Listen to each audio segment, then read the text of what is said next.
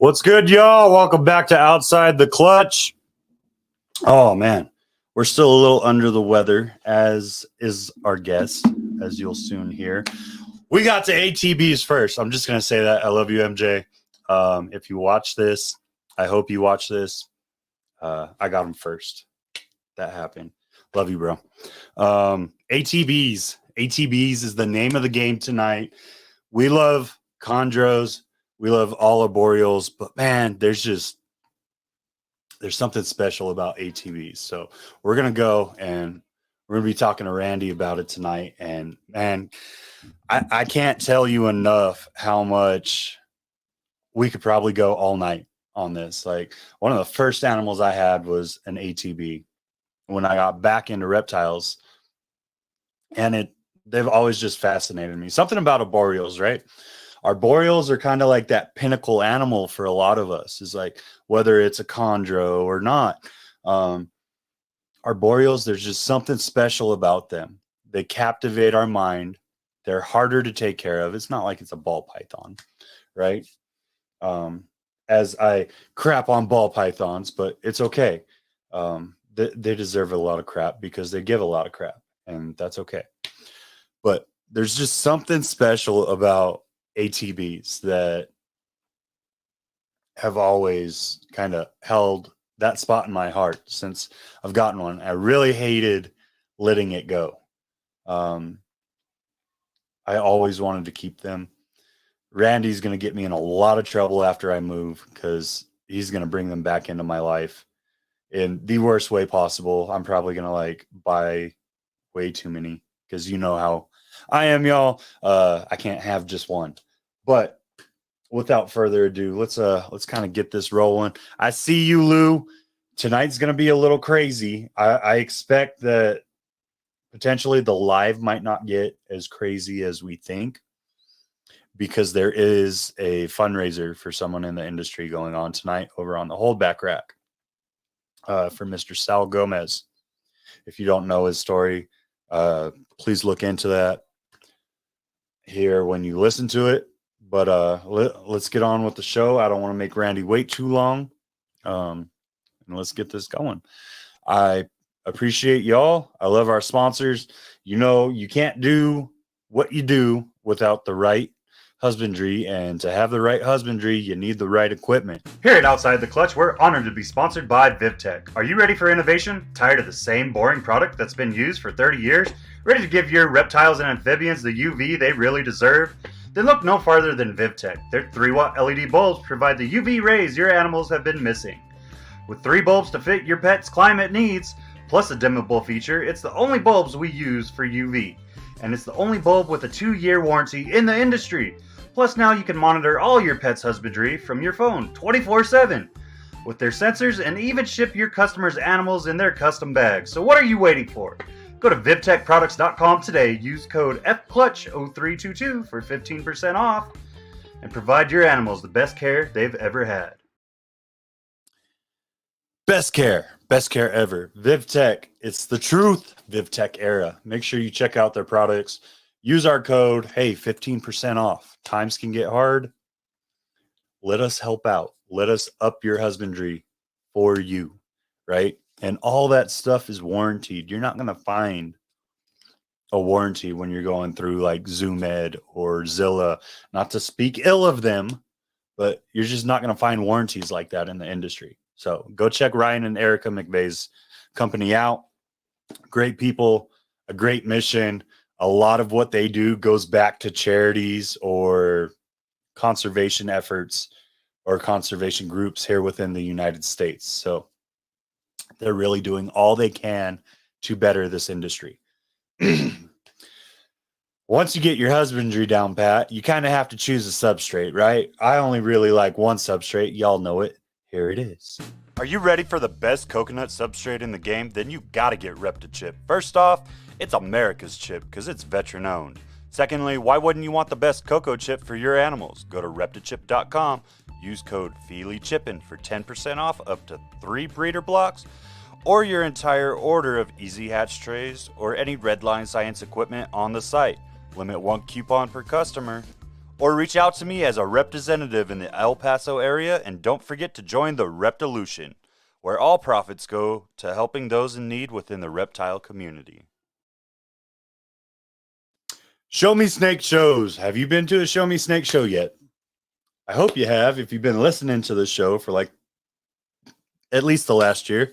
I tell you every week, go check out a Show Me Snake show. They're all over the country. Mickey's craziness is making him want to go and create even more because he's a glutton for punishment. So let's help him punish himself. That sounded weird. I'm sorry. I think it's kind of funny. All right. So Show Me Snakes. If you haven't checked out a show yet, there's all kinds of ones you can check out, especially this coming weekend. Trying to get to the front of this list. Give me just a second. They updated their website and it's all whacked out now. All right. So this coming weekend, you have Tampa, Largo, Florida.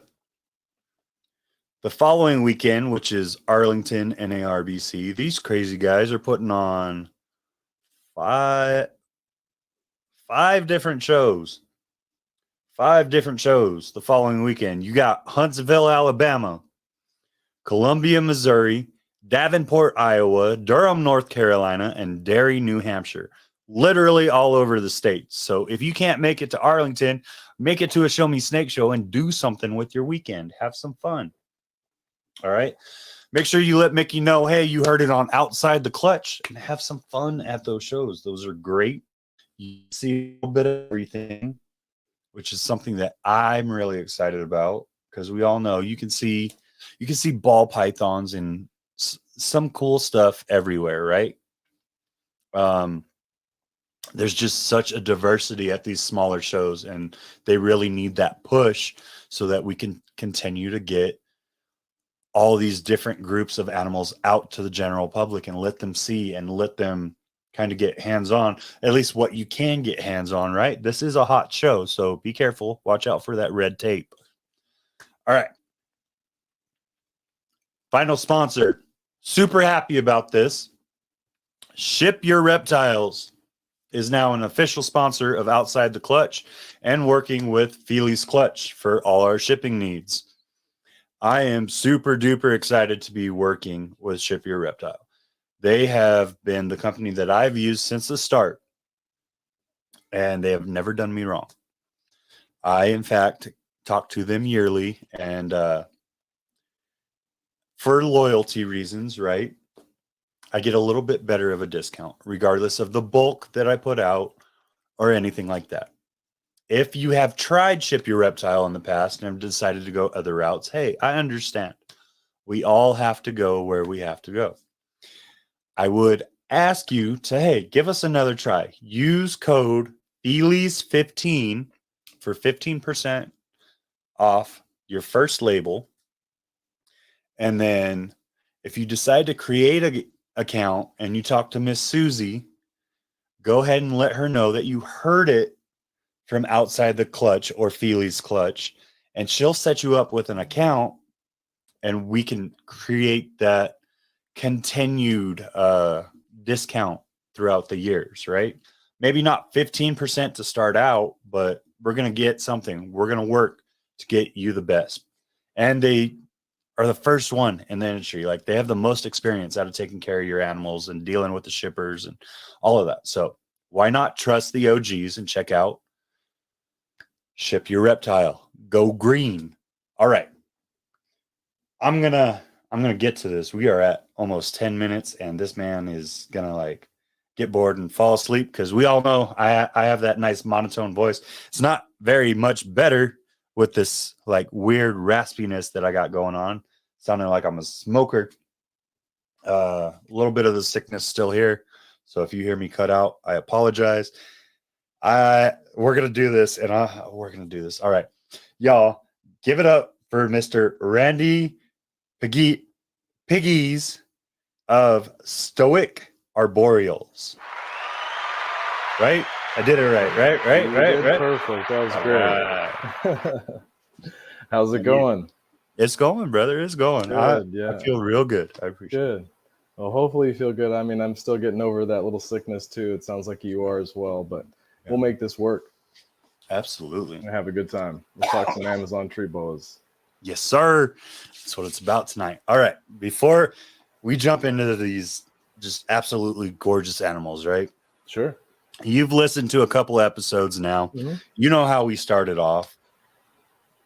What would you say makes Randy outside of reptiles? I mean, you kind of want me to go back to like how it started, or What would you base your personality off of now? Essentially, like what I try to do, and I say this, right? What I try to do is let people see not the inner workings, so to speak, but like kind of get to know the person behind the brand, right? That's what Sure. this is about. Because we love the animals and we will Yep. always love the animals. But when you bring someone on or you're hanging out with someone, it's really about getting to know that person. And that's where the comfort comes in. And that's where the brand recognition is really going to start, right? Let me So, give you some history. yeah. Let me All know about Randy. All right. So my name is Randy Pegues. Stoic Arboreals is kind of a soft launch of that company. It's always been kind of a hobby for me, a passion. Ever since I was a kid, lived in Southern California. Always begged my parents for, little odd, you know, animals here and there, but my mom would never let me have snakes. But I still had, tortoises and turtles and frogs and toads and everything else that I could have. I bred mice when I was younger too. Just anything I can get my hands on. I loved animals. Um, I was a Navy brat, so we moved around a lot. So, uh, you know, I had to make friends quick, but I also knew that there's going to be temporary. But the only things that really stuck around were like my pets, even dogs or the reptiles, I kind of leaned in heavy on that kind of stuff. Loved to watch Steve Irwin and stuff like that as a kid. So, grew up in the 90s. That was kind of just the way we did things. We didn't really call it herping, but, I had two other brothers and, we lived in Texas for a while in Corpus Christi. We lived in Jacksonville, Florida. So there's a lot of fauna out there to kind of go explore. And that really sparked our interest. But I didn't really keep um, as I do now until about like 2007. I was with my first wife, and her and I weren't really happy, but I was trying to find something that like brought me that happiness, and I always wanted a snake as a kid, so I decided, I'm gonna get a ball python. I think these things stay fairly sized, and I'll just get one and see what happens, So I got one, and at that time I was kind of doing like YouTube. This was before like Google even owned it, so like, I mean, you could still go back and probably see some of my old videos from way back in the day, excuse me, but it wasn't really for the clout. It was for like documentation at that time. Like we were just trying to like figure things out. I met a lot of good people back in the day on there. I actually met Jeremy Turgeon and Rob Christensen on YouTube way back in the day. So I've known those guys for a really long time. But No, when you say way back in the day, you said pre-Google, so you're talking like early 2000 time frame? Yeah, it was like 2007, 2008, something like that. Yeah, that's when I started really starting to look into like, oh, there's like a whole industry behind these animals, because YouTube was fresh at that time. Like we used it for like more like just research, like if there was videos, we would watch them, but there wasn't a ton. So, people were like, hey, you need to document the snake thing because you have a ton of these animals. So I would do it, but it wasn't for me. Like I did it and I kind of got bored of it, and then like I lost my password on there, and since they merged to Google, if you couldn't retrieve your password afterwards, so I was kind of just SOL, and I just never picked it up again. But the love for the animals really started with ball pythons. I did feed into that whole obsession about the morphs and everything, because that was like when I was playing around on YouTube, I remember seeing Snake Bites TV, like the trailer for it to be released. Like it was right around that time, 2007, 2008, something like that. And I watched all of his videos, and like he would just teach you over and over and over. Like for people to come into ball pythons now, I'm like, man, your head must explode with how much knowledge there is. Because at least like when we first started, like it was so basic and it was just simple morphs and codoms at the time. But we know now they're incomplete dominant traits. But I don't know how people could do it now, get into it and just go. You would just get lost. It's an obsession. And you have And to that's be good, though. obsessed to be in the ball pythons. Like Yeah. I think there's something legitimately wrong with each and every one of us. Yeah, that's good. Like though. if science studied our brains, they'd be like, okay, this portion of the brain is smooth. There's no activity here because they love ball pythons. No, I mean, It sounds horrible, but ball pythons, it started my passion, right? Like I knew I loved like just different animals. I had an allergy to any long-haired animals, so I always stayed away from those as a kid.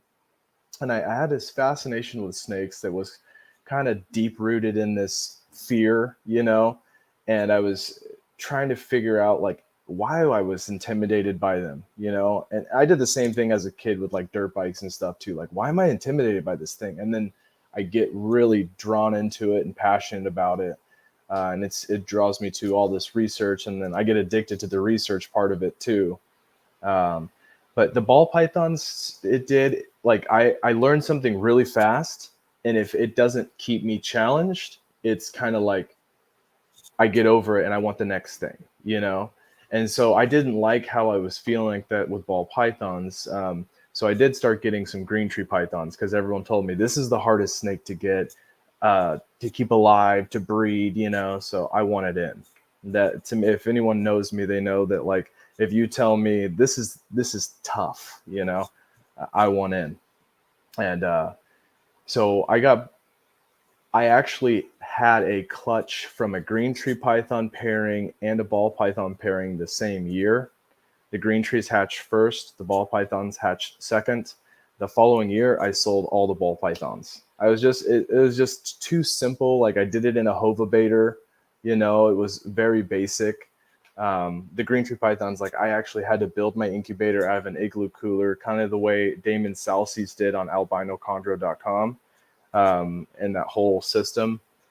And it really intrigued me. It was really difficult to get them to feed.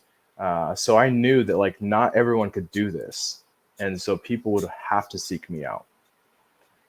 That worked, but it just destroyed my soul when I sold a baby, and to hear that someone wasn't successful, like even if it was 6 months or 2 years down the road, like you put a lot of effort into that animal. And then around like 2000, so I had a couple of clutches from the green tree pythons. I actually had 4 total clutches. One was complete slugs. The other 3 were successful. I had like a 16 or 17 egg clutch, and then 2 10-egg clutches, but only 10 from the first one and 6 from each of the second ones that survived. And from there, I mean, they're just tough to get established, So I wanted something that was a little hardier for people that wanted kind of that same aesthetics with the green tree pythons. So I started looking into other species, and the way most arboreal keepers go is they go from green tree pythons to emeralds, or from emeralds to green tree pythons. And I saw that, and I just wasn't really drawn to the emeralds as much. I don't know why. The head shape, the size of them. I wanted to keep something in a smaller cage that was more decked out with stuff, versus like a huge cage with very minimalistic, because the animal's so heavy bodied. So I started looking into Amazon tree bows and talking to my buddy Nick Mutton about it, because he's up here in the Northwest too, and I always bug him. And he had these yellow ones that I was like, I'll take a chance with them and pick those up. Long story short, I actually started, going through a divorce, and, when I got with my new wife, we were just like around 2014, we were we're gonna have a kid, and I was like, I gotta grow up, you know, like I can't do this reptile thing. And people were telling me like, how are you gonna keep the snakes with the babies? And it's like people don't realize it. It's so easy, you know. It's like it's extremely easy. Um, It's but it's I almost sold that everything. outsider thought process It though on the is. like regardless of the species or like trying to explain like you realize I have to create like a mini habitat for them. Mm-hmm. And the even when I keep my house at 75 degrees, it is not an adequate habitat to just let them free roam and do whatever they want. Like they might do okay for a little bit because they can take that gradient, Yeah, but I don't just let my snakes do whatever they want whenever they want. exactly. Got a I know bunch of free range snakes going, I right? know people are weird about it. You know, if they had like a guinea pig or like a gerbil or something, they're not gonna let that free roam either. You know, like or a parakeet. Like I don't understand people, but a lot of people do think like that, and it's just you try to, you know. Now I try to educate people, you know, and I'm like, hey, you guys actually know that a bite from a dog, right, is probably 100 times worse than anything that could happen from this little snake. And then I start to break that down for them, you know, like the bite force, you know, per and how strong that is and how much damage it could. If you ever been bit by a dog, you know, like that is serious. You're most likely going to the hospital from one of these snakes. Rarely, you know, that would be something very rare. Um, and so you kind of have to educate people as you go along, you know. But 2014, yeah, I sold everything. I was done. I thought, you know, I'm never going to keep these snakes again. I got to grow up, you know. So then I got into saltwater keeping because people told me that was really hard. And it was, but I was really good at it, you know.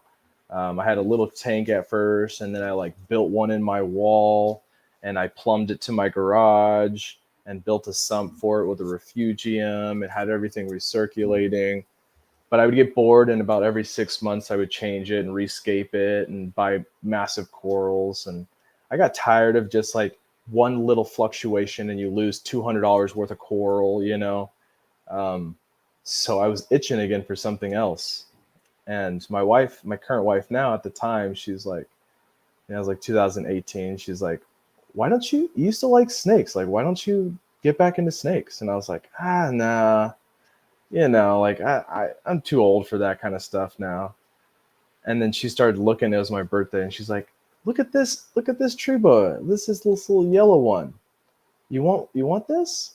And I was like, all right, shit, I'll take a tree boa. What's that gonna hurt? You know? So she hit up he's my buddy now, Noah Ingram, and Yeah. you know, he picked this snake out for me for my birthday. Lo and behold, it's like the snake's name is Iris. It's like this really, it's a very, very vibrant yellow snake that looks like a calico. So a lot of people think it's calico, but we don't know if calico can be separated from the red color yet, you know.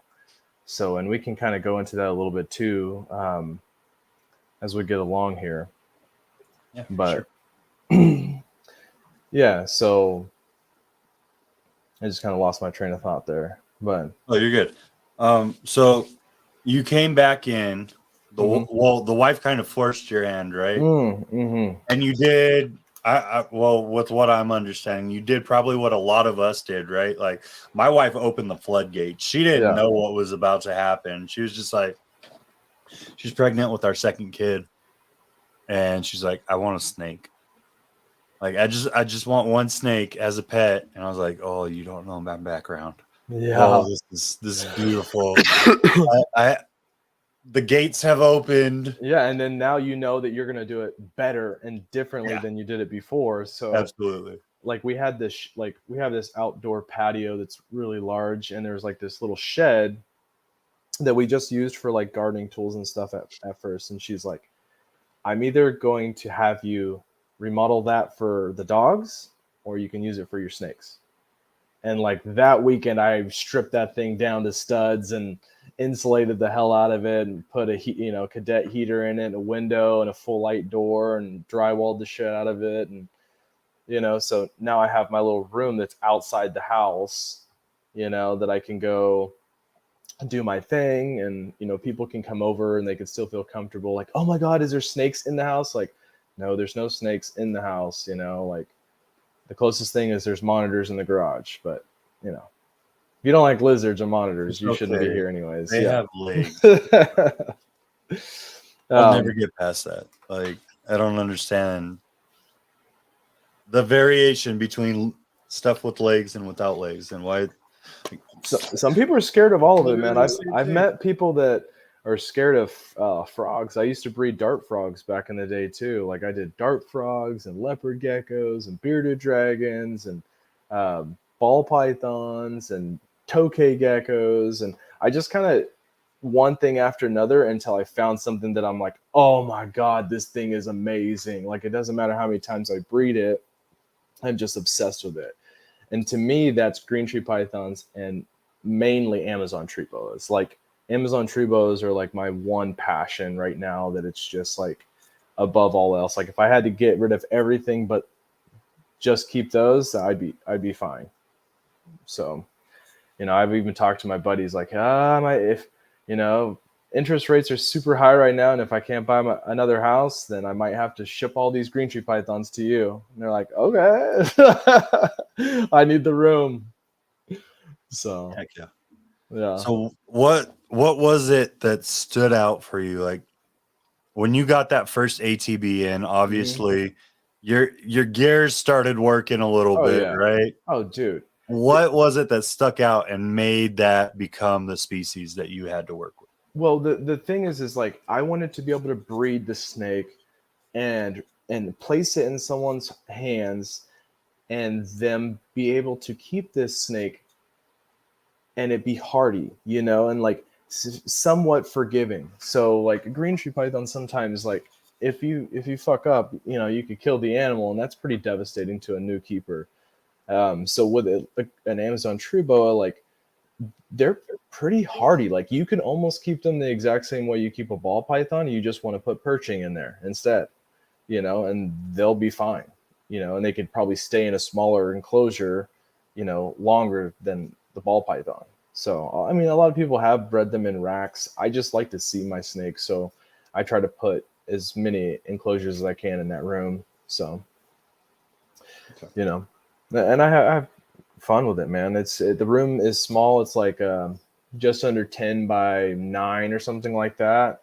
So it restricts me from going too crazy. It keeps me humble. And, if something's got to go, it's got to be some of the lower end stuff sometimes. And it keeps that cycle going, and then just producing nice stuff. And, I've been fortunate that at least a lot of people seem to enjoy some of the animals I produced, and they come back to me, and they spread my name around. And last year I had this success with the Dominican red mountain boas. A lot of people, again, they told me like, hey, this species is super hard. You're not going to be able to get them established. It's really easy. And the first year I tried to breed them was like 2020 or 2021. I got some locks, but nothing happened. And then last year I put a 2.1 together, 2 reds on 1 orange female. And then I did a pastel to a pastel, so male to female. And both were successful with no slugs. So one was 18, the other one was 15. Had 33 babies. Offered all of them a no lizards until they were able to switch on to fuzzies. And I only had 1 pass on me, and only 1 is still stuck on lizards. And all the other ones I maybe have like 5 left. The rest are all resold, So that was a really successful project there. Seems like a lot of people like that species. It was fun. It wasn't, I think people think things are hard because we don't have the option to maybe feed different prey items. But when I found someone that would, find anoles for me, he would catch like 100 or 200 at a time. And I would pay him for his time and shipping costs to get the lizards over here. And then it really wasn't much more than rodents, at that point. And then I priced them all at like a reasonable price that, like, I I wanted to be able to, like, if someone wanted that animal, I wanted them to be able to purchase it, you know? So, yeah, they went fast. I mean, they helped me fund a lot of my Amazon projects, you know, because Okay. the Amazons now are getting crazy priced. So let's, before we jump into that, that's what, excuse me. It's one of the things that when we talked on the phone, we Mhm. really jumped into. Give us a little bit about the history of ATBs and kind of like their market. Yeah. So, back in the early 2000s, they were starting to kind of get some traction with like a forum called Amazon Alliance, and I was kind of a lurker in that forum. But I mean, we know just a little bit more than what we knew then. You know, we still know that a lot of these genes, like you guys are figuring out in ball pythons, are polygenic. You know, you're hearing that word in ball pythons now, but that word's been around for in Amazons forever. Like most of these traits are multi genes that are expressed. Like we see them as one gene, but there's actually multiple things going on internally that we can't necessarily understand yet. You know, but we're still treating it like a recessive, like you guys are with I think it's a DG, right? Yeah. Um, so there was a big group of people on Amazon Alliance, but then you know, I think Kathy Love was on there, Mike Heinrichsen, um, Jacob Brooks, Abby Movostudo, Jeff Godbold, like a lot of those old school names were on there, you know, having a good time. There was some drama, and I think it kind of got broken up. You know, a lot of people started moving to Facebook, and they did have like an Amazon Alliance Facebook, but it didn't really take off. Just kind of like the MVF Facebook one. You know, it just didn't merge correct. And the Amazon tree boas, since the beginning, man, like they were always kind of considered like a trash snake, right? Like I remember early 2000s when I first started getting into it, you know, I was trying to fund my ball python habit. And by doing that, you know, I didn't know what it was called at the time, but I would buy animals from Bushmaster. I know I had a vet friend and she'd come over and help me clean them all up. And then I'd take them to local expo and I'd resell them and use that money to reinvest into my hobby.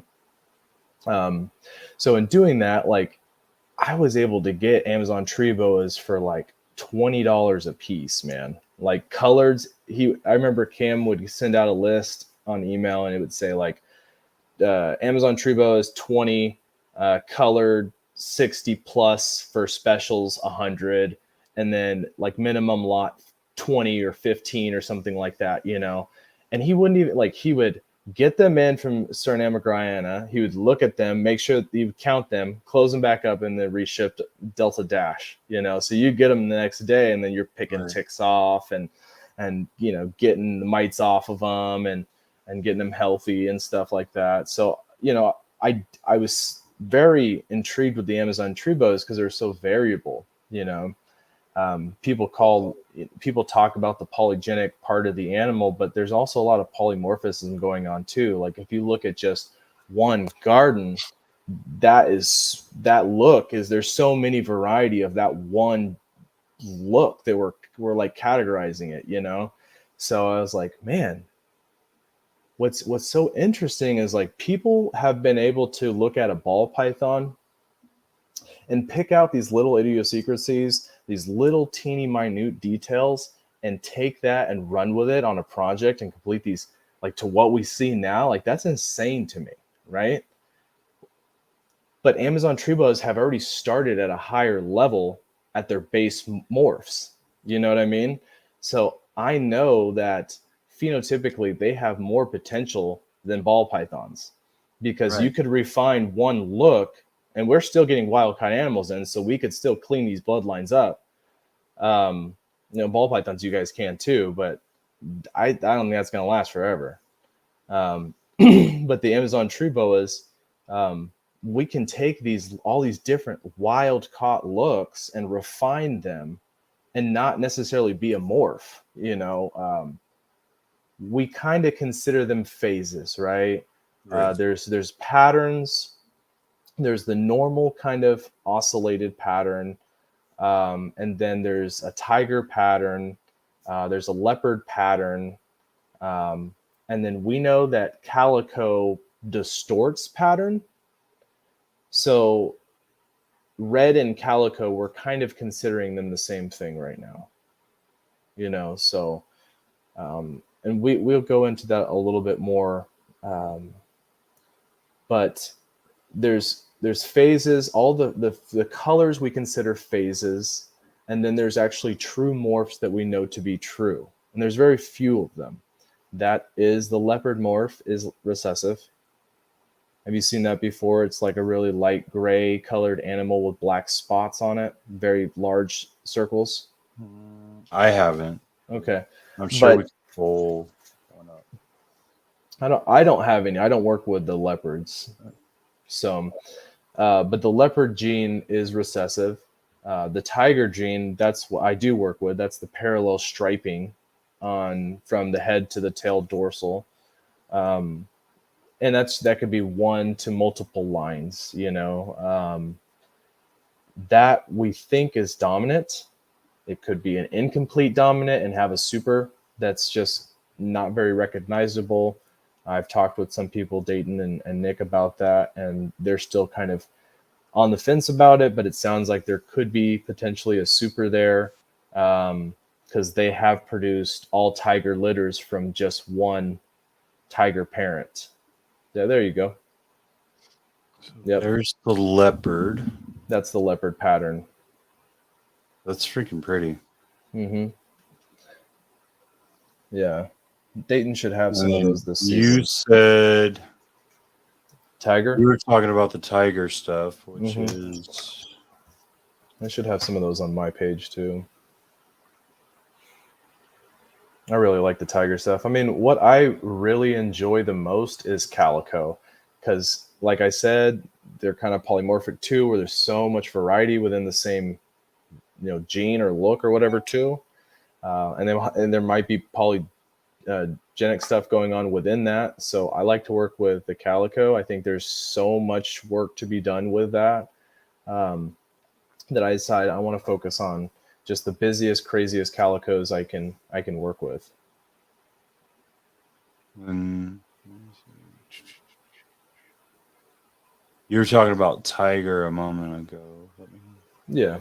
I think all those new babies, except for one that I just had in that recent litter, those were all tigers, because it was a tiger to a tiger.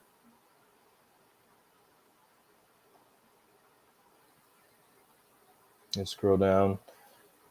Yeah, so you see the orange one's a good representation right there of a tiger. Yeah. So that would be like, we'd consider that an orange phase or a tricolor phase tiger, Amazon tree boa. So the color is, we don't know how that's inherited yet, We're kind of assuming that like a standard normal Amazon tree boa like actually would be probably like yellow, orange, or bicolor. And then everything else is probably like genetic from that. But there's variability within those genes too. So we're never going to completely figure it out. Well, that's why I love them, like right. It's green tree pythons. How long have they been doing it? Do they know how to produce black and blue ones yet? Like they have a good idea from the lineage, but they're never going to be. Yeah, that was one of my males that just produced. That's Hellboy, and he's a red tiger. We would consider that a red tiger because it was born red and it stayed red, but it has an orange head. So that's the anomaly where we're like, okay, well, now is it considered a tricolor? So we're still trying to figure that out. But the babies, right? If red/calico is recessive, the baby should be 100% het red, right? And then if I'm able to breed those babies together or back to dad, if I produce reds from that, then that's another, okay. So we're across the board. We're just trying to talk to all these breeders and say, hey, let's compare notes here and see what's working. At least Roy Gresco and Dayton Croydon and Noah Ingram, those three guys have done more work than anyone else right now on the Amazon tree boas. I think Abby Mobile Studio had a really good ideas and theories on how things are supposed to be working, and which was a lot different than like Dayton and those guys. But I like that. Like, I like to know, like, okay, well, you have a different theory. Let's kind of debate this out and see like where we're going to come to some agreements. You know, she thought a lot of them were like more like Borneos, where they're masking genes and expressing things differently through each other, which could be possible. You know. So we don't really know yet. But like I said, that's the allure of the Amazon tree boas, is like it kind of levels the playing field a little bit, right? You can get two kind of unassuming parents and then produce something crazy, and you're just like, well, that's a world's first, you know, or whatever you guys call it in the ball python world. The most overused term in the ball python world. Look, I have a world's first. Well, right. How many people have you asked they actually have this and they just haven't shared it yet? Yeah. And so, I mean, I just saw so much variability within the calico gene that I said, you know what I'm going to do? I'm going to go to every top breeder I could find and buy their best calicos, right? But I'm also going to what I'm going to do first is I'm going to buy some imports from Cam. I'm going to keep them here so I have wild caught blood. Get them all situated, go through quarantine. Now I'm going to start introducing these, you know, select animals from all these top breeders, raise them up, and then start working with those groups like that. So that's kind of like where I am now. I'm just kind of going through the motions, breeding imports together, breeding imports with the captive, breeding the captives together. And there's a couple things that, like, I have little dinker projects from it too, you know, like trying to figure out if I could produce actual like yellow calicos. Like, is that a thing? You know, right now we don't know if it could be separated from red. So red and calico, like, that's the same thing, because you cannot have a pure red snake with no other colored scales on it. I've never seen a red Amazon tree boa without at least white or black tipping somewhere. I've never seen it. Though there's some that are close. Like my female matriarch, she was pure red forever until she started kind of getting past that 2.5, 3 years old. Now she's starting to get a lot of white tipping all the way through the belly. It's kind of edging up, and then she gets a little bit of like eyebrow marks, we call them. They're like little peppering between the eyes. But yeah, I mean, there's so many things that you can do. Like, you can take a bicolor, right? Whether it be a yellow and orange or an orange and red, and define those, right? Like Ryan Young is working on some crazy bicolors right now too. Jeff Godbold, he has some of the best bicolors in the country. You know, like I love to see that there's so many niches within this niche that people can start to define, you know, and it's brand new. It's like if someone were to come to you in 2008 and say, let's start breeding ball pythons right now, right? And you took that and ran with it, and you look where you are now, you know, like, I think that's where we are right now with Amazons. Like, it's that cross between ball pythons, which some people are getting bored of, right? I see that within the hobby. A lot of people are getting bored of them because I think everyone has it. They want to do something different, or the market's just not hot right now, so something's not selling. And arboreals are always, like you said, like kind of that pinnacle. So, and they know, like, a lot of people are intimidated by the Amazon tree boas and the emerald tree boas. So this is that good segue, right? They could still play with colors and genes, but it'd be an arboreal display snake too, right? Like, most of my snakes will perch. They don't perch like the green tree pythons and the emeralds. They do sometimes. They will sometimes, but they're more of a draper, right? They like multiple points of contact. So like crisscross branches, not just horizontal branches. They like stuff crisscross and messy. So you can put lots of twigs and stuff in there and some pothos, and they'll go to town. Like, I love it.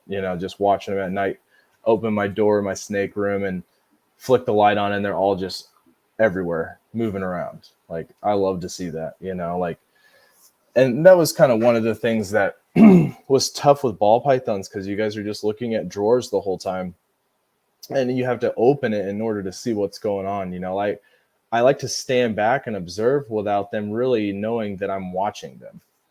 And for the most part, I think they know. I'm pretty sure they could sense me coming to the room, but but still, like, I could put a camera in there and kind of watch them move around and that kind of stuff.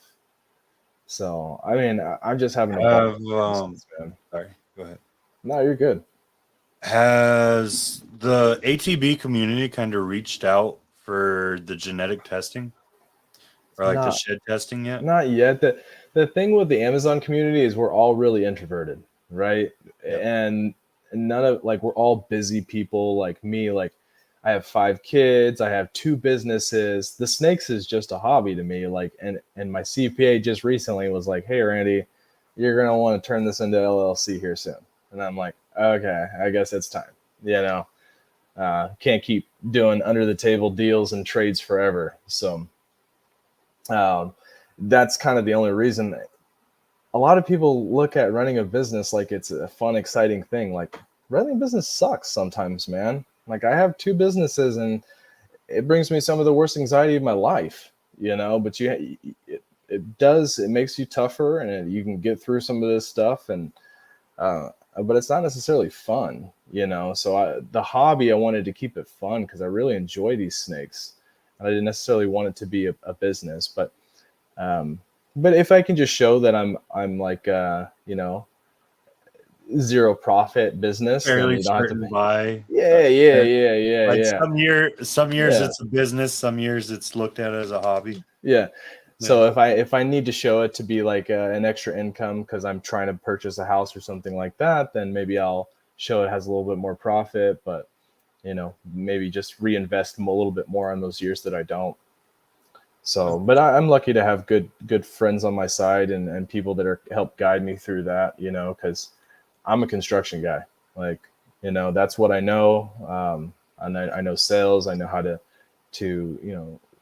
work design on computers. I know how to permits. I know how to do all that kind of stuff. But, I'm good at admitting that I don't know how to do some things. And for those things, I hire the professionals that know how to do it well, and they've helped me along the way. And 37 years old and hustling my ass off. Man, that's freaking awesome. 37 years old and having 2 businesses of your own. Yeah, well, I got co-owners too. So there's the construction company. They've been in business for like 43 years. And they signed me in as an owner because they didn't want to lose me in 2020, which was like the worst year in the world because I thought everything was going to turn in on itself. And but from there it really taught me a lot. It taught me that word stoic really came from perseverance and like having to overcome these things and keep going no matter what. Like, as a man, you have to be stoic most of the time, like, you can't show that emotion. You got to keep going. You got to keep pressing through. And that word I kept hearing that word. And I wanted a business name that didn't necessarily sound like reptiles. I know a lot of people, they want their name to sound like reptiles so that people could find them easier. But me, I look at insurance, and I look at the way people look at these animals and the generality of it. If they see something, say Stoic Arboreals versus Stoic reptiles, people outside the community will look at that differently. And so I was trying to think of all these things, and I wanted a logo that's really simple, that's not busy or anything like that.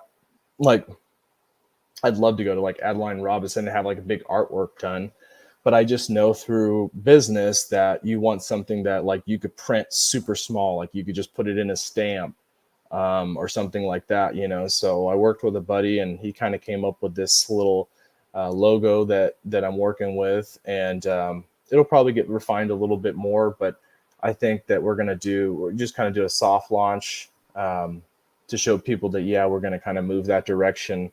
My wife is very encouraging with this hobby. She helps me a lot, man. Like some of the Dominicans, she probably established more of those than I did. You know, shout out to Haley. She's a real one. You know, I was in there just kind of like, damn, these things won't eat. And she's like, I got this whole rack done already. And I was like, what? No, she's a champ, man. She helps I me out can't a do ton. that. So like my first year, I had trouble, right? And you don't you don't have a lot of trouble with ball pythons, but you always have that one or two that are just they're not all there. Yeah. They just don't understand it. They don't understand Mm-hmm. what food is, right? Yep. And I was like, babe, I can't get these things to do it. I need you to try. And the issue was she just had the hardest time putting a rat in a snake's mouth. Oh. She's like, she couldn't get over Yeah. she couldn't get over that fact. And she looked at me the night that happened.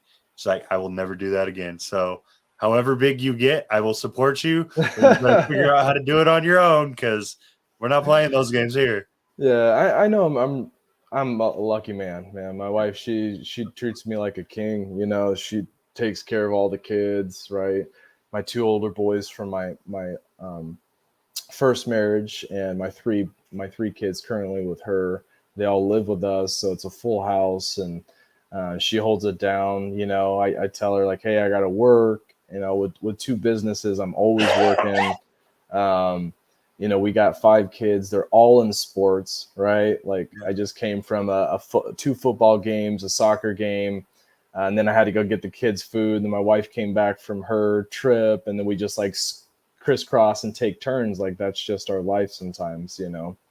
So, you know, again, going back to that stoic, like this stoicism, like that hardship, like that really that word defined my life, you know?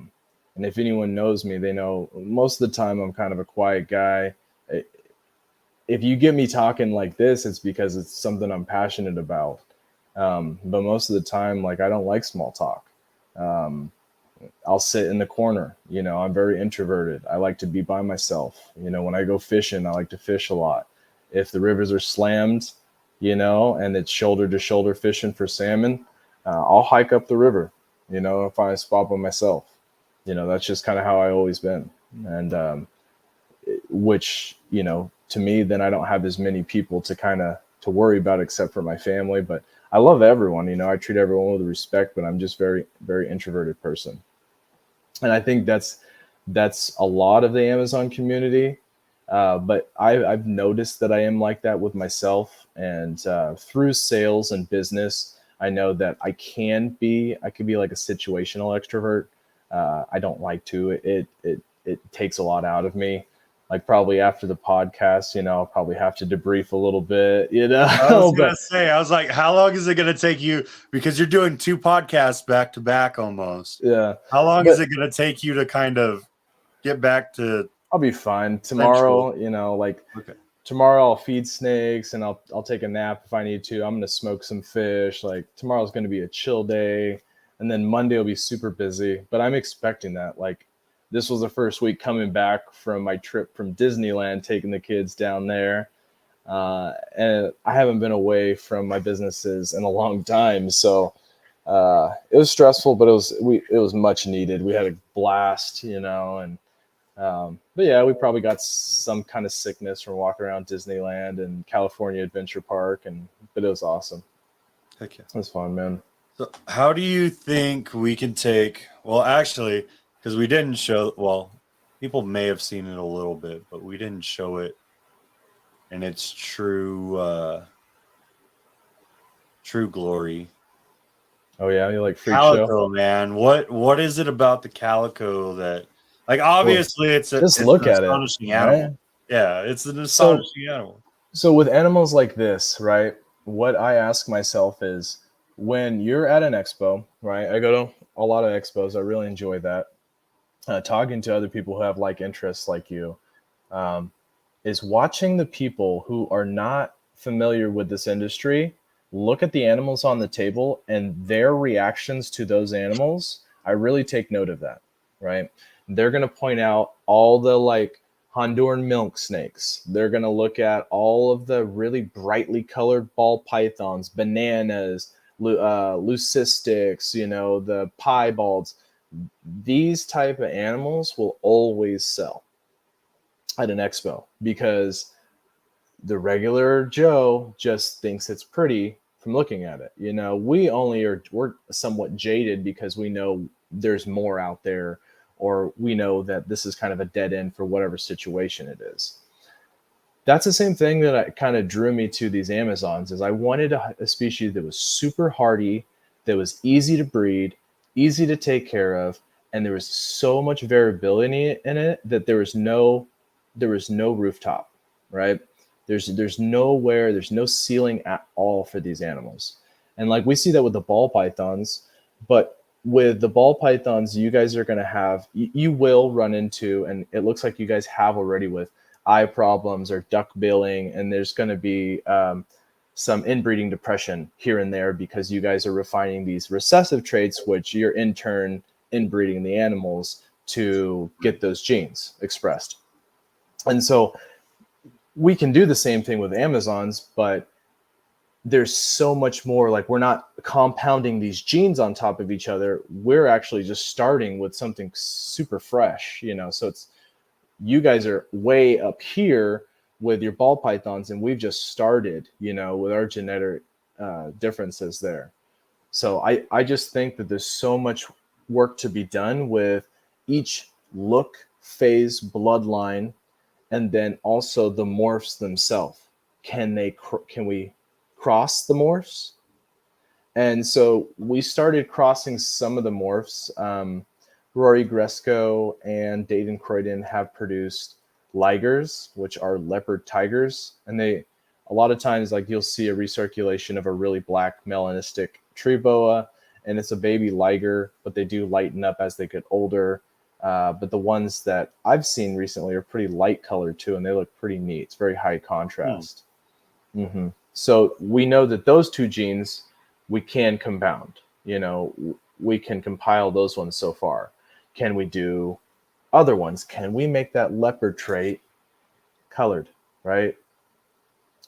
To me, I almost look at the garden trait as a color mutation.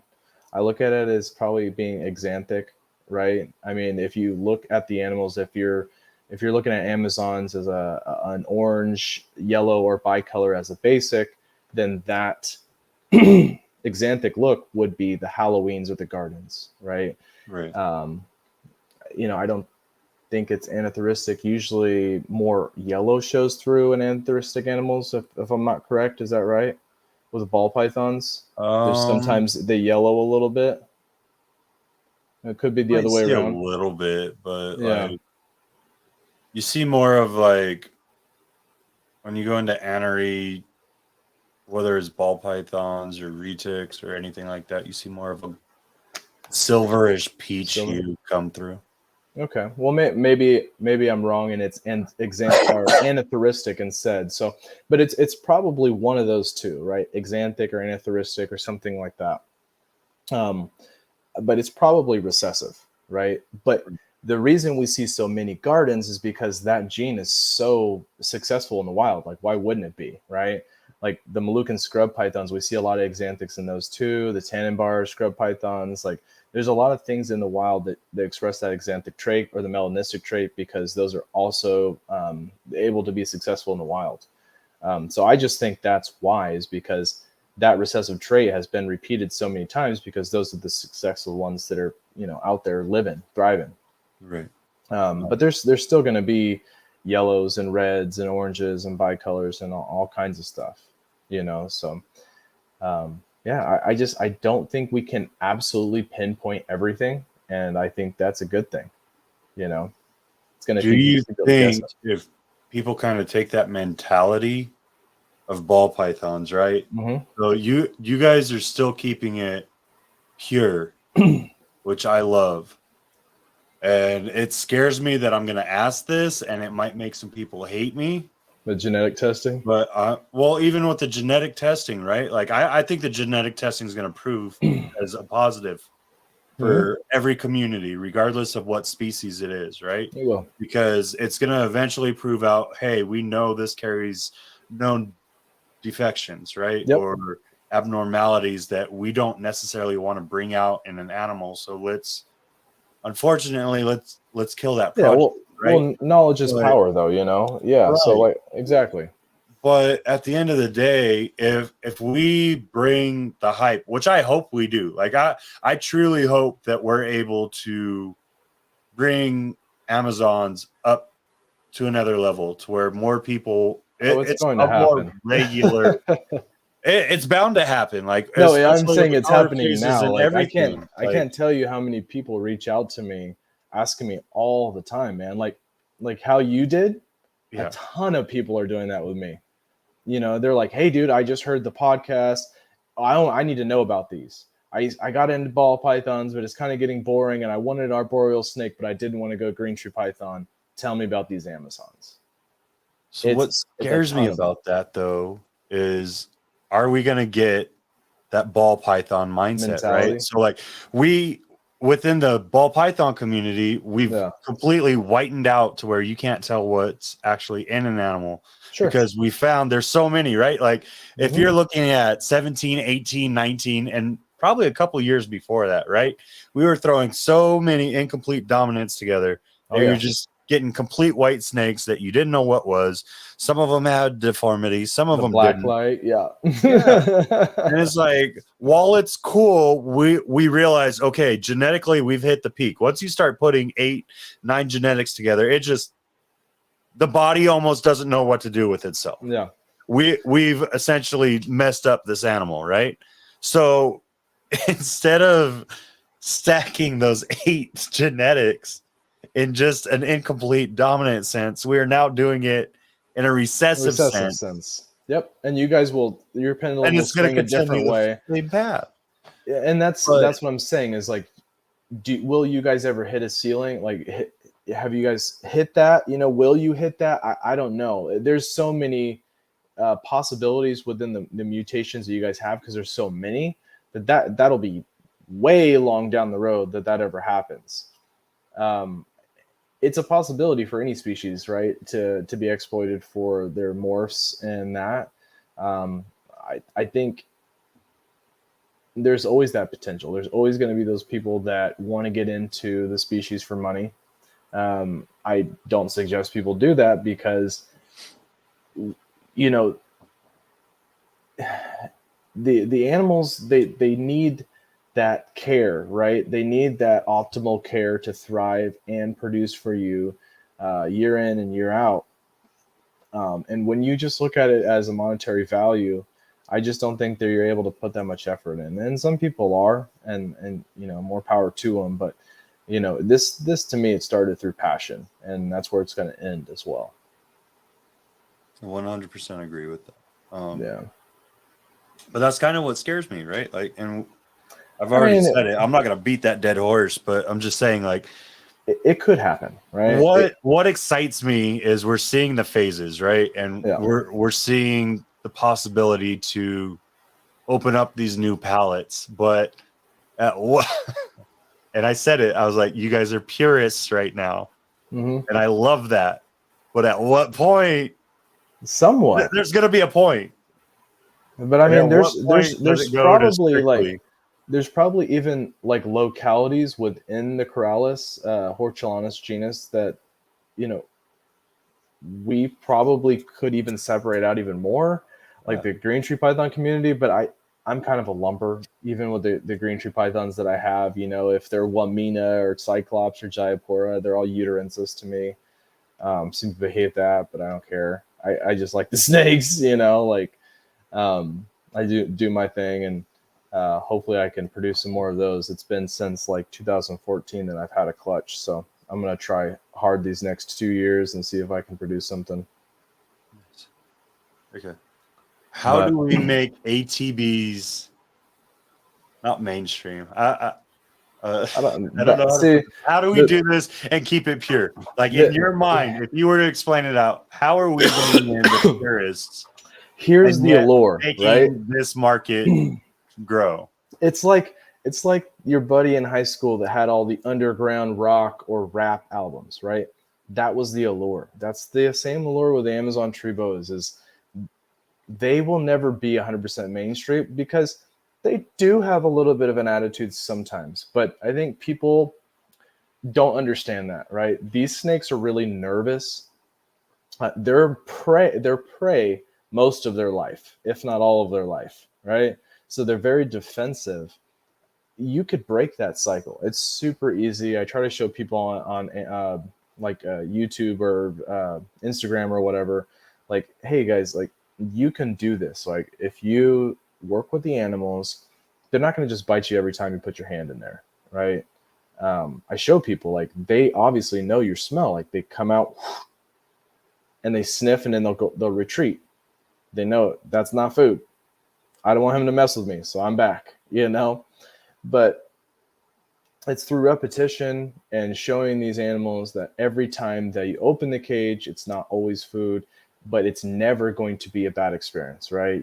You always want to like build these small threads and kind of eventually create this rope, right? Right. Like little teeny threads at a time, and you're weaving it together. And this animal you're building this trust with this animal eventually. And that's a lot of touching under the chin.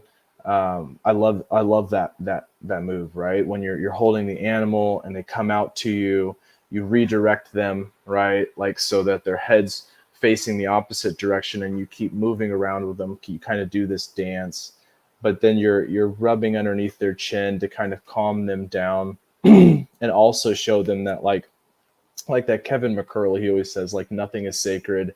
And you're kind of like desensitizing them to this monster that just grabbed you out of your habitat, like that's how I explain it to my kids. Like they're like, well, why is a snake so scared? I'm like, well, imagine if a giant just opened the lid of your house and reached and grabbed you. Like how excited would you be? And so I mean, if people want to anthropomorphize things, they could start there, but we got to kind of completely throw that out the window. But that's a good example for a kid, Right. And that's the same thing with these animals. Like they really can be worked with. They're very enjoyable to keep. They're very, very active.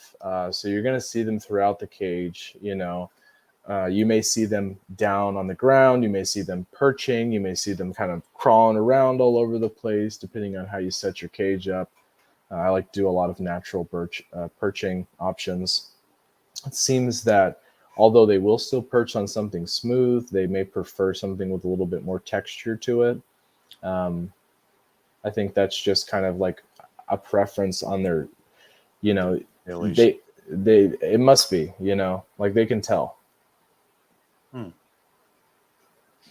So I just noticed that, I've switched most things out to natural perching. I like to do a lot of cork, and I have a big walnut tree in my backyard. So I just collect the twigs that fall off every season, the windstorms, and let them, dry out, and I use that. So, and then I like to use cypress mulch as bedding. A lot of people use like cocoa and stuff, which is fine. I just really like the way the cypress looks. I like the way cypress, it's not as dusty. I like the way it holds moisture a little bit better. It's easy to spot clean, that kind of stuff. I will use like paper towels for my babies. Just keep them in 6-quart tubs, like everyone keeps most things. But you can keep them in there for like 12 to 18 months, in the 6 quarts. Then you move them up to like a 12 or 15 quart. And then you can kind of, I have some small adults in like 66 quart. Like I have an AP rack, a couple of those racks with those in them, or I have various sizes of front opening PVC enclosures. I have like baby display condo ones, and then there's like a 4 series and a 3 series and then a 2 series. I just like to be able to display my snakes. So I can go in the room, and it's kind of like a little ecosystem. It's not bioactive per se, 100%. I'm still going to go in there and, you know, kind of tidy it up and stuff. But I do think it's important that we leave some bacteria for these animals. You know, like to me, sterile is kind of death. You know, like it's like a hospital. Like that's you know, like to me, that's not how something thrives, right? Like when we had our kids all masked up during COVID and everything like that, as soon as we uncovered the masks and everything, like everyone got sick bad, you know. It's the same kind of concept. So I want to, you know, I'll clean them out if there's something bad happened, right? If they regurgitate, or if they flood their cage, or if it's a, you know, diarrhea, or if a snake perishes, or if something like lays, you know, eggs or drops babies, then the cage gets completely cleaned out. But yeah, you know, I'll throw like some springtails in there, some isopods sometimes too, just to help right in between stuff. I'm super active in my room. Like I wake up at 5 o'clock every single day, go in my snake room, make sure everyone's situated, go to the gym, go to work, you know, that's my routine every single day. And then every Wednesday night, that's a snake night, you know, and then every Sunday is kind of like my deep clean or feed days. And I just kind of keep that, but I always tell myself, like, every time you go in your room, if you take care of one thing, that's one less thing on Sunday. So I never have a long time on Sundays because I'm kind of anal. And if I see like a shit in the water or something, I can't leave that, you know, I have to attack that right then and there and get it taken care of. And I want everyone to be nice and fresh and healthy. And I want people to come to me knowing that my animals that I care for are loved. They're really taken care of, you know, like I don't want to sell these snakes. The only reason I have to is obviously for room.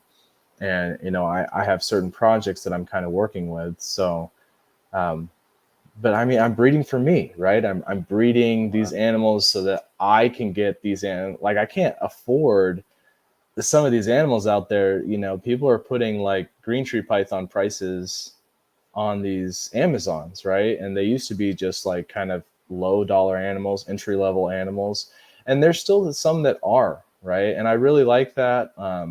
So if someone's like, you know what, I want to get an Amazon tree boa, right? They can go and they can get a Halloween, or they can get a pattern yellow one, and they could still enjoy it without spending $3,000 on crazy extreme calico, you know, so or $5,000 or whatever they cost now. So it's insane. It's gone up pretty quick, man. I've had a lot of offers for Freak Show. I'll tell you that much. I can definitely see why. Yeah. But so you said the care, just to kind of get it in everyone's mind. Let's go over basic care of an ATB. If they've listened through this, which hopefully they have, right? Hopefully their interest is peaked. So if we can get more ATBs out in the circulation. Yeah, man. They're easy to take care of. Easy. Like what I do is I like to keep ambience. But all of my baby tubs and all of my cages have heat. Heat tubs all have, or my rack systems all have like heat tape or heat cord. And then all my cages have radiant heat panels. But the thermostats are set really low. They're usually set to about 81 or 82. And I keep my room about 77. 75, 77, that's kind of my sweet spot where I like to keep things. And I like to keep that range, right? The really low 80s or kind of that mid 70 range. Everything kind of likes that nice, cool temps. They seem to be more active. They can digest their food. You know, they're not like, if you keep them too hot, it's going to be like a blood python where they're just going to be upset all the time. So I don't recommend you keep them like above 85 for a long time. They're going to be super aggro all the time. So keep them cooler.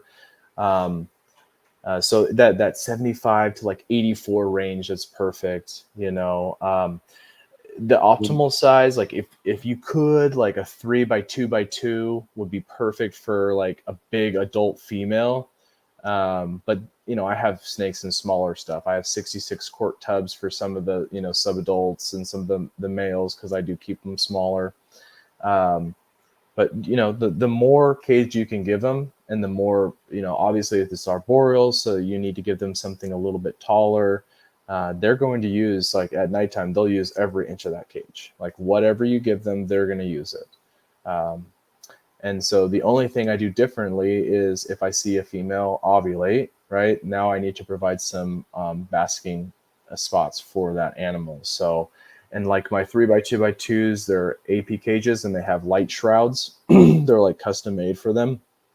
I was a good buddy with Chris Copel. He used to be owners of Headhunters Reptiles, but he hooked me up with these ones, and I like them because it's kind of old school. People like work with their thermostats and stuff, but Ryan Young, he's up here in the Northwest, and he kind of, he's like, this is how I do it, right? I just, when a female ovulates, I just put a 30-watt light bulb in there and leave it alone.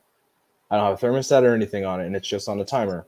So during the day, they're going to get 8 to 12 hours of basking period, and I really don't care how hot it gets, because at nighttime, they're going to be able to cool themselves off completely.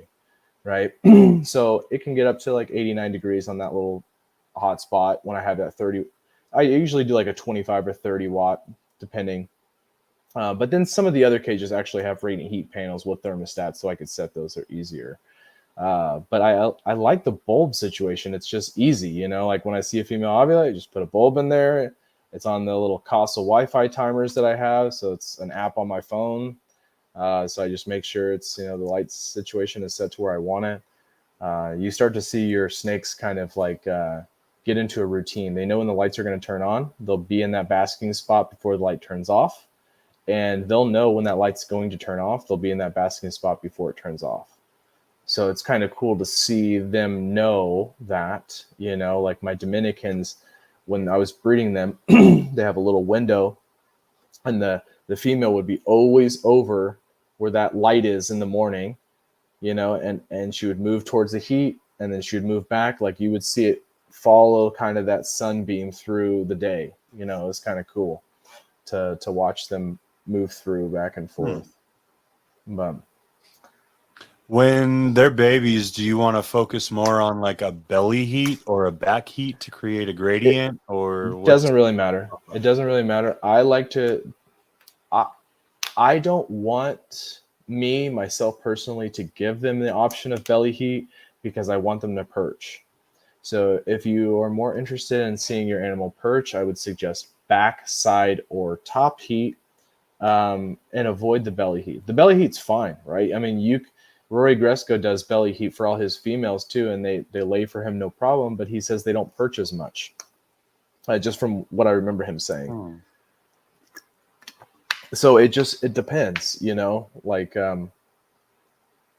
if you want them to perch more, you're kind of training them to do something by the way you're designing that enclosure.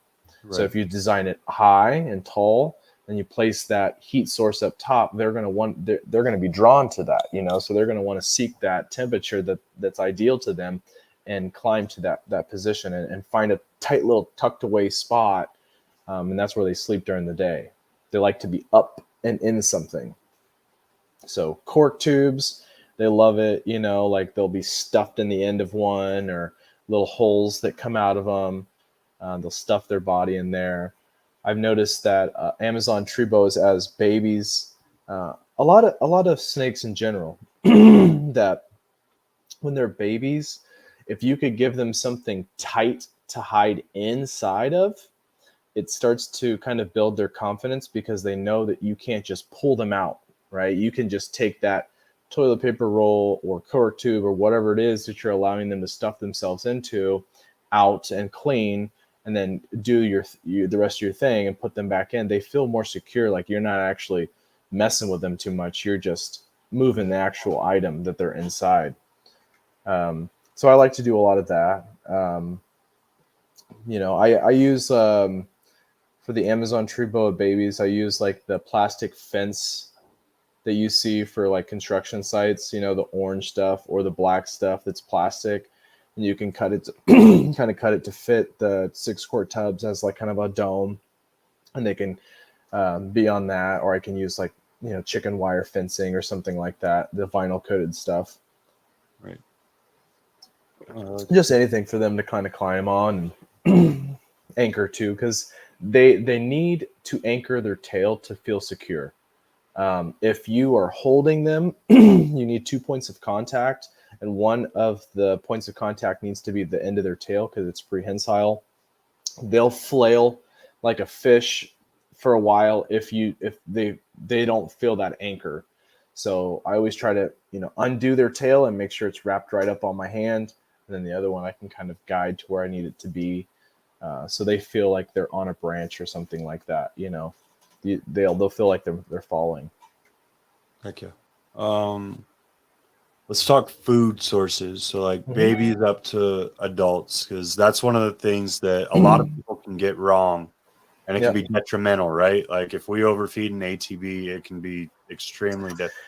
To be honest, man, like arboreal snakes in general, they always say like don't overfeed them, they'll regurgitate and stuff like that. And Amazon can take huge meals. Okay. Huge. Like you could feed a brand new baby like a mouse fuzzy, and it's a huge meal for them. But their metabolism is a lot faster than a green tree python or an emerald. Way faster. I mean, they'll digest that food within like 3 to 5 days, where it may take up to like 10 to 14 days for one of those other arboreals. Like a corn snake, like they want to eat all the time. They're ready to grow. You know, that's why I think they're so successful. Is they're very prolific. They are very highly adaptable to different situations. If you keep them too hot, they're not going to like it, but they can figure it out. If you keep them too cold, they're not going to like it, but they can figure it out. You know, too dry, the same thing. You know, so I spray my animals mainly in the wintertime, just because in the Northwest it does get the humidity drops here. In the summertime, like the humidity's fine. I barely spray them at all. Just make sure I give them fresh water. I try to do twice a week. If I can change it more than that, I will, but that's what I shoot for. So nice. For those that don't know, what's kind of your humidity range that you're running for? I mean, I don't even measure humidity, but I think the last time I checked on the Gobi, it was probably like, you know, 40% in the wintertime, 65, 70% in the summertime. Yeah. So when they're, I don't think I elaborated on the food. When they're babies, we start them off on fuzzies. And the reason we've noticed that, although like a pinky looks like probably a better sized item, they're not as interested in like the naked skin for some reason. Like that fur isn't in there. Yeah. So that mouse scent with the fur, they really want that. Another trick that like Dayton Croydon taught me is called braining them. And what you'll do is you'll take the tweezers and kind of peel the nose back a little bit until it rips up. And then you kind of squeeze the cheeks until a little bit of the brain juice just pops out of the nose. And what that does is it creates a little bit extra scent there. Like this litter that I just had, like the first offer I gave, all of them ate the first time. I had one stubborn one and I said, "Hey Haley, you want to try this one?" And she sat on my lap and fed it in front of me. Like they were super easy this time. Some of them aren't like that. You gotta, you know, I always say like try, put it away, take a break, try again later. Cause you know, it's like if you have kids, sometimes like that changing of hands, right? With your kid, like, oh, you're trying to console your daughter and she's freaking out, and then you give it to your wife and it's completely fine. And you're like, what the fuck, you know? But it's the same thing. Flip like that, but yeah, I get it. Exactly. My wife gets mad all the time about that. She's like, I used to be the same way with my daughter. Walk to you, and it's just everything's okay. Yeah. My oldest daughter, she's the drama, and she's daddy's girl. You know, like I've just always been able to kind of talk to her and calm her down and stuff. So yeah, I completely get that. But same kind of situation, you know, I'm just like, I tried with all these. This is the only one that's not feeding for me. She tried, dipped it back into this, and I was like, got to get it super hot, you know. So I just dipped it into the hot, you know, water, and then she offered it, and boom, it took it, no problem. So, I mean, fuzzies, and then we just kind of go up from there. Once you can get them on like rat fuzzies, then they grow fast, right? They'll start growing really fast. You could breed an Amazon tree boa. Like I knew a guy that bred a female at 2.5 years old. But normally you're seeing it more like 4 or 5, like a green tree python. And a male, some people can breed them at 18 months, but mine are teeny at 18 months. So for me, it's more like 3 to 4 years old for a male to actually become interested in a female. So that's what I've seen. Nice. What would you like to leave the people with? And this is your opportunity to do your shout out for your other show and like do your advertising for you. But yeah, I what mean, would you like to leave the people with tonight as far as ATBs, kind of like that last stitch? Hey, this is why you should enjoy them. Well, not why, but you know what I mean. You know yeah, what I mean. I completely know what you mean, and I don't want to tell the people, like, I don't want to persuade you, right? If you see these animals, Randy said so.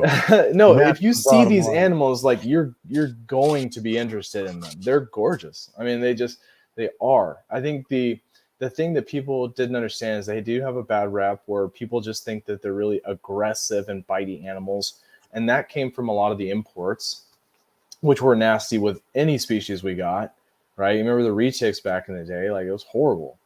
But these animals are so much to do that we need people to try to just grab onto a little corner of this niche and work with one look. If you breed ball pythons, just grab 2 Amazons that you really like the look of and work with that. Super easy. It'll be a fun project. And it'll be something different on your belt too. And you can say, hey, I didn't just breed ball pythons, because there's a lot of jokes with that, but Amazons are easy, man. They're spring breeders, right? Put them together at the end of winter, beginning of spring. You don't really even need to cycle them. Like, people say, oh yeah, you got to restrict your food. And that does help, right? It does help. But with the rhythm of your room, like if you know your room naturally fluctuates a little bit here and there, you work with that. You put them together at the end of winter, beginning of spring, and you separate them to feed, and you just keep putting them together until you see the copulations and you see the ovulation, and you know for a fact that female is going to go.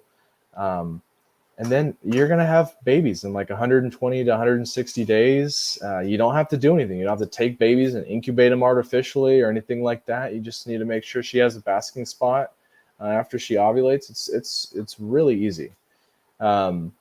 And I think as we kind of breed them and domesticate them, it's going to be easier and easier and easier to get them to go, both being established as a baby and breeding them. But I think anybody can do it. And I challenge people to, if you're looking for a different species, think about Amazon tree boas. I'm willing to speak to anybody. I love talking about Amazon tree boas. So you can find me on mainly Instagram is kind of where I show my content. Randall Pegues, RANDALL PEGUES. And you just go on there, you'll see my Stoic Arboreals logo. Just message me, man. I'll chat it up all night about Amazons if I'm not busy. Even if I am busy, sometimes I like to break away and talk about them. But I think that there's so much to do with these animals that we can get looks that are even more intense than some of these like green tree pythons out there. But they've been slept on so long that now we're hitting the ground floor and we're running. So I think it's good. And you said we're going to see you on another podcast soon. Yeah. So, Very soon. yeah, so I've been bugging actually Marshall Mendez about getting his buddy MJ from Trap Talk. I was like, hey man, they never get any guys to have talk about Amazons on there. And so MJ did reach out to me and said, hey, he's going to have me on his Monday show. I think that's his like New Breeders on the Block show.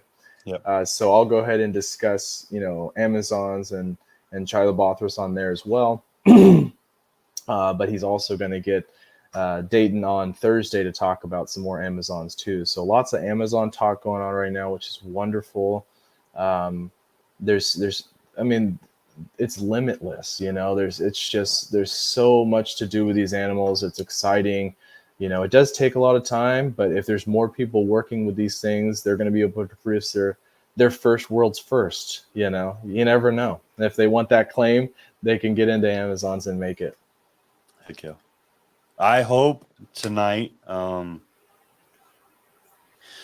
people's eyes. It's good to diversify. It's wonderful to diversify. Yep. It's good to stay in the same thing too. But I really want to see Amazons get pushed. This is something that me and Dave talk a lot about every time we get together. Dave who? Levinson. Okay. And we're like, man, Amazons really need that push, and we're not sure how to do it. But we want to see Amazons get the spot that they freaking deserve, because they're an amazing species. They are, and I'm trying to figure out, like, I have been offered to do a podcast consistently. I'm trying to figure that out. We're also trying to work on maybe potentially a website so that we can just have a database, so we can start going there to like direct people to that, say, hey, go through this information. This is kind of the information we know for a fact, right? And then from there, people can start asking questions, and it'll give them a good grassroots foundation of how things work. So a lot of stuff to come. I love the guys over at the Herpetoculture Network. They helped me out a lot too. Billy Hunt's probably going to be the one helping me on that website, because when it comes to technology, I'm an idiot. But I like to make things happen, and if no one else is going to do the work, I might have to figure it out. So we'll see. But get a pair of Amazons. We'll see how it works. Can you are you able to see what pops up as far as what I'm putting out there? So Ken's asking, what's the main difference between boas and tree pythons? Okay. So the boas are going to give live birth, and tree pythons obviously are going to lay eggs. They act quite a bit differently. One is going to perch, like the green tree python and the emerald tree boas are going to perch more of like a cinnamon bun that's been melted over a branch, versus an Amazon tree boa. They're kind of a rebel, right? They just kind of sprawl out, and they don't care what they look like. They just want to be comfortable. If one part of their body wants to be kind of cryptic basking over here, it'll be up in the air, and they'll be tucked down underneath something too. The differences between them is, I think that Amazons are a lot easier to take care of.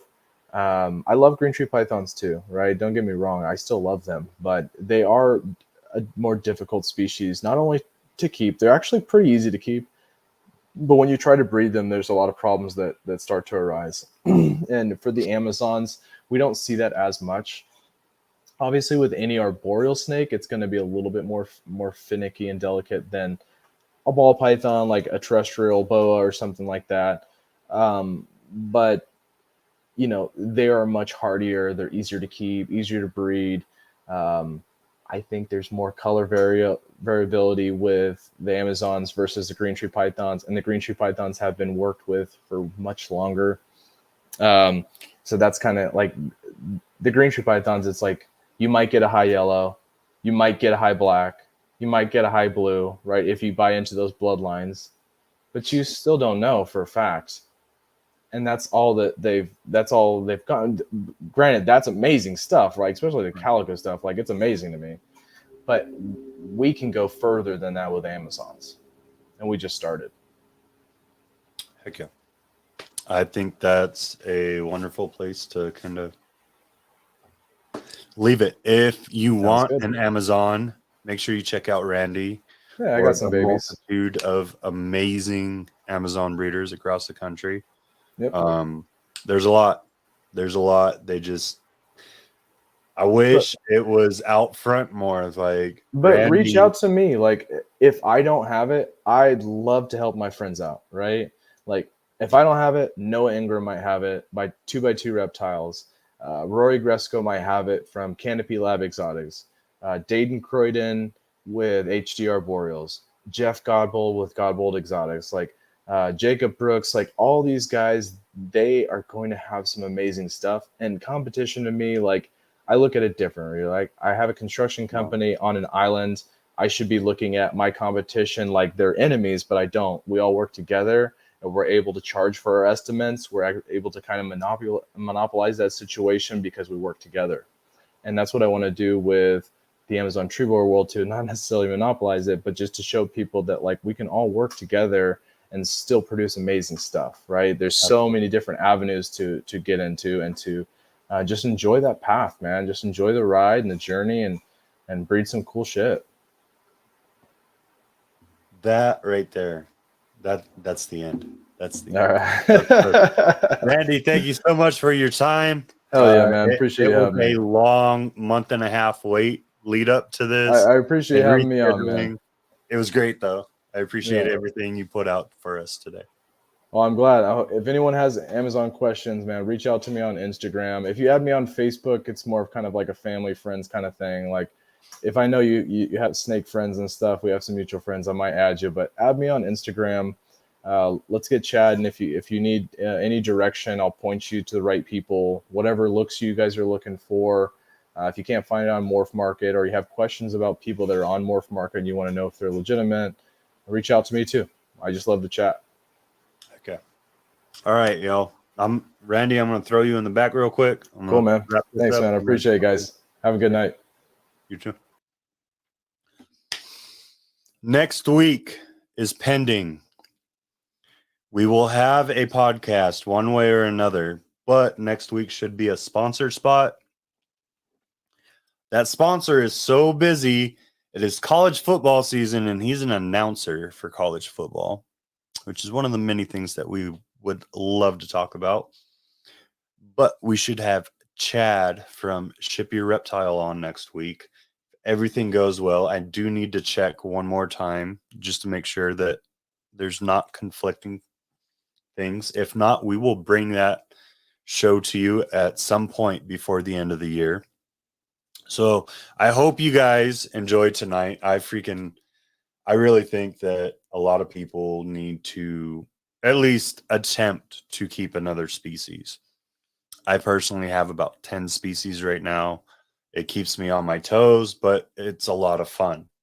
I'm trying to simplify and then bring in more species because, hey, you need a little flavor to life, right? It's a little drama. I hope you guys enjoyed this show. Randy's just a good dude altogether. I really enjoyed my time with him. I enjoy every time I get to talk to him, and he gets to torture me with pictures of ATVs, which will eventually probably take up an entire wall somewhere in my house or in a facility. But until that day, I'm just going to drool from afar. Y'all have a great weekend. If you're at a show, be safe. There's shows all over the country right now. Come out and see us at Arlington. We'll be vending Arlington. Come out and see us. I appreciate y'all. I love y'all. Y'all stay blessed. We'll see you on the next one.